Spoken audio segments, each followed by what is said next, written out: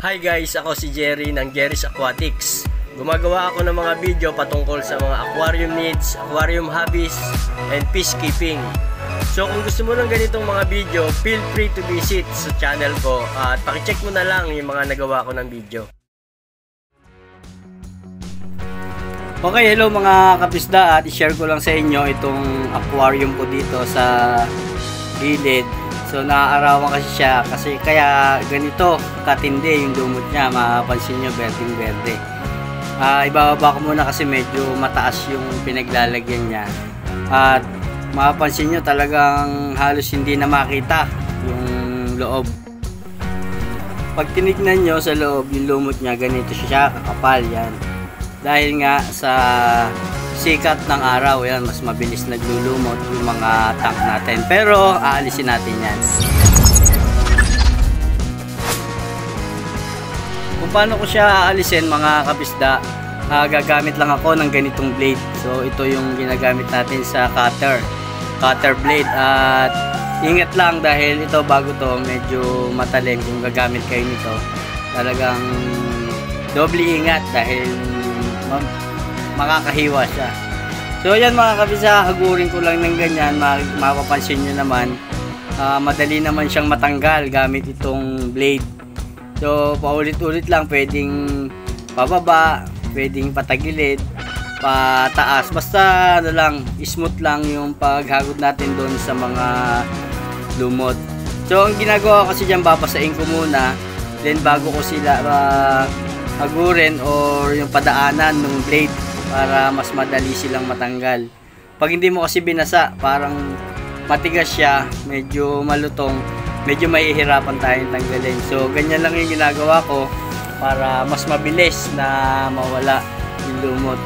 Yan, babasahin ko lang siyang ganyan. At paulit-ulit lang dito sa kabilang side, ganyan lang din yung gagawin ko. At yun, madali na siyang malilinis kung talagang gusto natin na mag-clear yung salamin ng mga aquarium natin.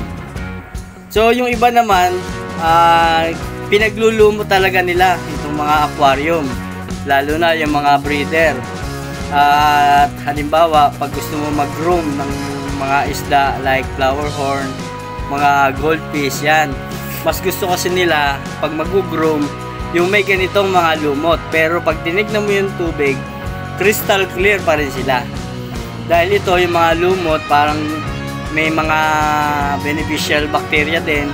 At yung iba, nakakain din ng mga isda, yung mga lumot na yan. Kaya, hindi na nila inaalis. Yung sa mga nagbe-breed at mga nag-groom ng mga isda. So, dito naman kasi sa shop, kailangan natin, syempre, na malinis para makita yung mga display natin ng isda. So, yan nga lang ang ginagawa ko, ganyan, yung blade na ganito ng cutter, babasain lang na ganyan.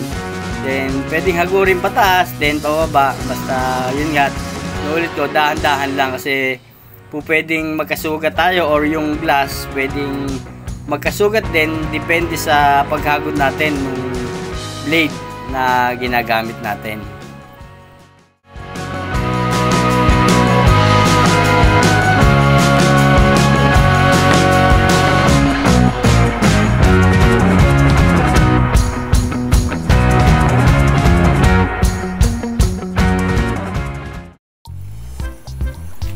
Okay mga kapisda, after ko gamitan nga ng cutter blade, yun, natanggal na natin yung mga lumot, nandun na sila sa pinaka bottom ng tank. So ang susunod ko naman na gagawin, lilinisin ko muna mabuti gamit itong sponge na merong Scotch Brite, dahil meron pang mga kapra-kapraso na mga natira yon, at para mas mawala na silang lahat, pati yung mga maliliit na piraso ng lumot, yon, para mas matanggal na sila, para mas malinis na ring tignan. Then yung sponge na to guys, gamit lang sa yung sa pag-uurong, pero syempre kailangan yung bago yung gagamitin nyo, wag yung nagamit na panghugas ng plato. So ganyan lang yung ginagawa ko, ulit-ulit lang, lilinisin lang na ganyan, yan, hanggang sa mawala pati yung mga kaliit-liitang piraso ng lumot. So kasi syempre pag hindi natin masyadong natanggal lahat at nilagyan natin tubig, mas mabilis na uli silang dadami. Yun nga, lalo na kung nasisikatan ng araw. So yan, malinis na siya. At kung mapapansin nyo, nandito na sa ibaba lahat yung lumot, yung mga side niya, yung mga glass, yan wala na. Then may isa pa mga kapisda, at mapapansin nyo, medyo merong mapuputi. Yan dito sa glass natin, yan yung mga mapuputi na yan. Yan yung mga watermark. Yan yung mga kulay puti na yan. Mga watermark yan. So nagkakaroon talaga ng ganyan. So halimbawa hanggang dyan yung tubig, yun nagkakaroon siya ng waterline or nung mga watermark. Ang gagawin ko naman dito guys, matatanggal din yan. Ginagamitan ko lang siya ng liha. Yung liha na pino lang, yan tulad nito.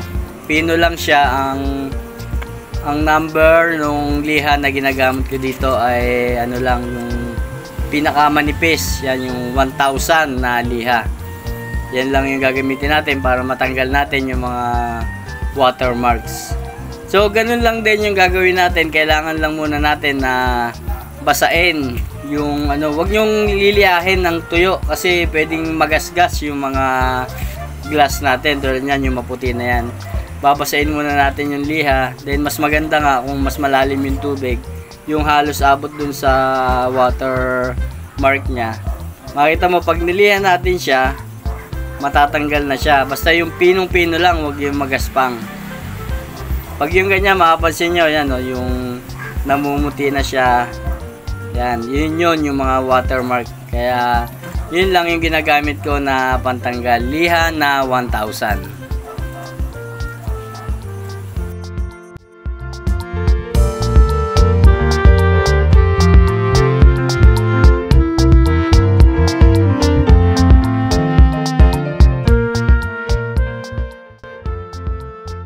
Okay mga kabisda, ayan, at natapos ko na siyang linisin at nahugasan ko na rin ng tubig. So ang ginamit ko lang dyan ay yung tap water na panlinis. So ayan, mapapansin nyo ang linis na nung mga glass nya. Parang clear na talaga siya pag nilagyan natin ng tubig.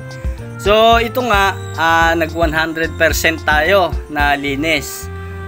Pwede na natin siyang uling lagyan ng tubig. Pero wag muna nating lalagyan ng isda.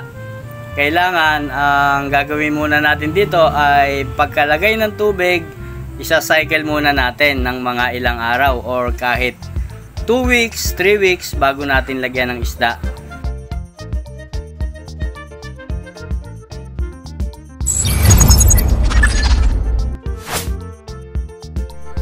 Ayan mga kapisda, mapapansin nyo, napakalinaw at napakalinis na nung tubig natin.